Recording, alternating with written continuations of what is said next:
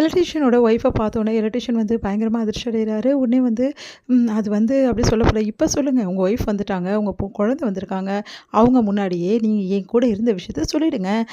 அப்புறம் என்ன உண்மைய சொல்றதுக்கு எதுக்கு பயம் உங்களுக்கு?" அப்படின்னு ஆனந்தி கேட்குறாங்க. அது வந்து அப்படியே தயங்கிட்டு இருக்காரு. "சொல்லுங்க மிஸ்டர் வந்து எல்லா விஷயத்தையும் சொல்லுங்க ஜெயக்குமார்" அப்படின்னு சொல்லிட்டு நீதிபதி சொல்றாங்க. சொல்லுங்க. இவர் எப்படி சொல்வாரு மேடம்? ஒய்ஃபு எதிர வந்து இந்த மாரி வேற ஒரு பொண்ணு கூட இருக்கிறத எப்படி சொல்ல முடியும் எந்த ஆம்பளையாலையும்? அதனால தான் அவர் பயப்படுறாரு. இங்க பாருங்க இவ்வளோ கோர்ட் முன்னாடியே சொல்லிட்டாரு. ஒய்ஃப் முன்னாடி சொல்றதுல என்ன தப்பு இருக்கு? அவங்க ஒய்ஃபும் இந்த விஷயத்த வந்து கேள்விப்பட்டு தானே வந்திருக்காங்க. அப்படின்னோன அப்படியே உங்க ஒய்ஃப் பார்க்குறாங்க. சொல்லியா? உண்மையிலேயே அந்த பொண்ணு கூட இருந்தியா? நம்ம குழந்தை மேல சத்தியமா சொல்லு அப்படின்னு அவங்க ஒய்ஃப் கேட்குறாங்க. அத கேட்டுட்டு அப்படியே அதிர்ச்சியடைய சொல்லு. உண்மை என்னன்னா, நான் அந்த பொண்ணு கூட இருந்தேன். இல்லன்னு சொல்லிட்டு நம்ம குழந்தை மேல சத்தியம் பண்ணியா? அப்படின்னு சொல்லிட்டு அவங்க ஒய்ஃப் கேட்டோன அதிர்ச்சி அடைகிறாரு எலக்ட்ரீஷியன். உடனே வந்து ஐயோ மேடம் என்ன மன்னிச்சிடுங்க. என் புள்ள மேல என்னால சத்தியம் பண்ண முடியாது. ஏன்னா இந்த ஆனந்தி வந்து எனக்கு அவ்வளவா பழக்கமே கிடையாது. இவங்க கூட நான் அப்படிலாம் பழகலை. என் அண்ணன் தான் கூப்பிடுவாங்க இவங்க. எலக்ட்ரீஷியன் விஷயமா தான் நாங்க போவேனே. வேற எந்த விஷயமும் கிடையாது. இந்த வீரபத்திரன் தான் என்கிட்ட கட்டா பணத்த குடுத்து இப்படி நடிக்க சொன்னாரு. தயவுசெய்து என்ன மன்னிச்சிடுங்க மேடம். தயவுசெய்து விட்டுருங்க அப்படி சொல்லிட்டு பயங்கரமா கதறி அழறாரு. அத பார்த்துட்டு மேடம் தயவுசெய்து என் வீட்டுக்காரர் மன்னிச்சிடுங்க மேடம். என்னையும் என் புள்ளையும் நல்லா வாழ வைக்கணும் தான் இப்படி தப்பு பண்ணிட்டாரு. தண்டனைலாம் குடுத்துறாதீங்க அப்படி சொல்லிட்டு அவங்க ஒய்ஃப் வந்து கெஞ்சி கேட்குறாங்க. உடனே வந்து இந்த மாதிரி ஆளுங்கள்லாம் சும்மாவே விடக்கூடாது.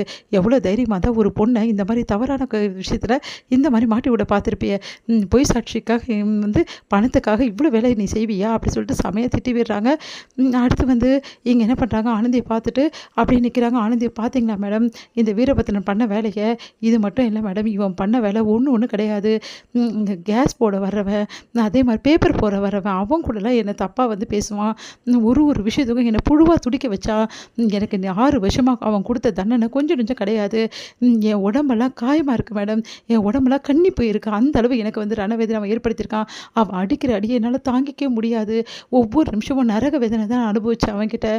பார்த்தீங்களா அவன் எதிரவே எப்படி சொன்னான்னு சொல்லிட்டு என்னை கூட்டின்னு போகிறது கூட என்னை இந்த உலகத்தை விட்டு அனுப்புறதுக்கு தான் மேடம். தயவு செய்து என்னை புரிஞ்சுக்கிட்டு எனக்கு டைவர்ஸ் கொடுங்க மேடம், உங்களை கெஞ்சி கேட்குறேன் அப்படின்னு சொல்லிட்டு கேட்குறாங்க. உடனே வந்து வீரபத்திரன் வந்து அப்படியே செமைய டென்ஷன் ஆகிறாரு. அவங்க வக்கீலும் டென்ஷன். மேடம் அது வந்து வாய் மூடுங்க. நீங்கள் சொன்னது அவங்க வந்து ஆள் சொன்னது எல்லாத்தையும் நான் கேட்டேன். நல்லா நடித்து என்னை ஏமாற்றிட்டான் இந்த ஆள் அப்படின்னு சொல்லிட்டு அப்படியே வீரபத்திரனை பார்க்குறாங்க. மேடம் அது வந்து வாய் மூடு அப்படின்றாங்க. இந்த ஆள் சொன்னது எல்லாமே பொய்ன்னு எனக்கு நல்லா புரிஞ்சிச்சு. வீரபத்திரன் நடிக்கிறதும் நல்லா தெளிவாயிடுச்சு. ஆனந்தி பக்கம் எந்த தப்புமே கிடையாது. ஆனந்தி நிரபராதி.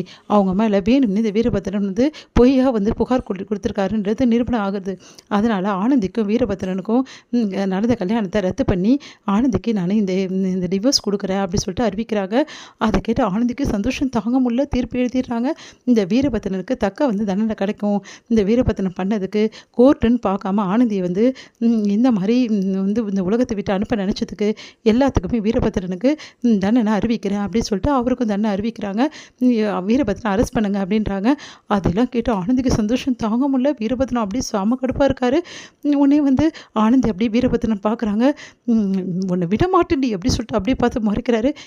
இவனை கூட்டின்னு போயிட்டு முதல்ல அரெஸ்ட் பண்ணி உள்ளே போடுங்க அப்படி சொல்லிட்டு அனுப்பிச்சிடுறாங்க. இங்கே வந்து ஆனந்தி சந்தோஷம் தாங்க முடியல. அவங்க அப்பாவும் அவங்க அம்மாவும் அப்படியே கட்டிக்கிறாங்க ஆனந்தியை. அவங்க அண்ணன் வந்து ஆனந்தி என்னை மன்னிச்சுடுடி அப்படி சொல்லிட்டு அப்படியே கையெடுத்து கும்பிட்றாரு. பரவாயில்லண்ணே விடுனே அப்படின்றாங்க. அங்கே இருக்கிறவங்க எல்லாருமே வந்து பாவம் இந்த பொண்ணு எவ்வளோ ரணவேதனை அனுபவிச்சிருக்கா அப்படின்னு சொல்லிட்டு எல்லாருமே வந்து கவலைப்படாதீங்க, அந்த பொண்ணு நல்லா பார்த்துங்கன்னு சொல்லிட்டு எல்லாருமே சொல்லிட்டு போகிறாங்க. அதெல்லாம் கேட்டு அவங்க அண்ணன் அவங்க குடும்பம் எல்லாம் பூரிச்சு போகிறாங்க.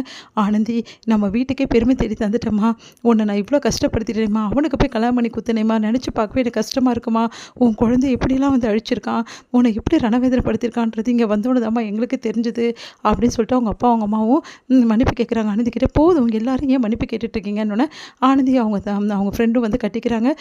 இனிமேட்டு உன் வாழ்க்கையில் எந்த பிரச்சனையும் இல்லடி, இதுக்கப்புறம் நீ சுதந்திர பறவடி, நீ சந்தோஷமாக பறடி அப்படின்னு அவங்க ஃப்ரெண்டு சொல்கிறாங்க. உடனே மழை வருது, எல்லாருமே ஓடி போகிறாங்க. ஆனால் ஆனந்தி மட்டும் அந்த மழையில் போயிட்டு செம்ம டான்ஸ் ஆடுறாங்க. சந்தோஷம் தாங்க முடியல ஆனந்திக்கு. அப்படியே பாட்டு பாடி டான்ஸ் ஆடி வந்து சந்தோஷம் தாங்க முடியல ஆனந்திக்கு. அவ்வளோ சந்தோஷப்படுறாங்க. எல்லாரும் அவங்க வீட்டில் இருக்கவங்களாம் பார்த்து அவ்வளோ சந்தோஷப்பட்டுட்டு அப்படியே ஆனந்தி பார்த்துட்ருக்காங்க.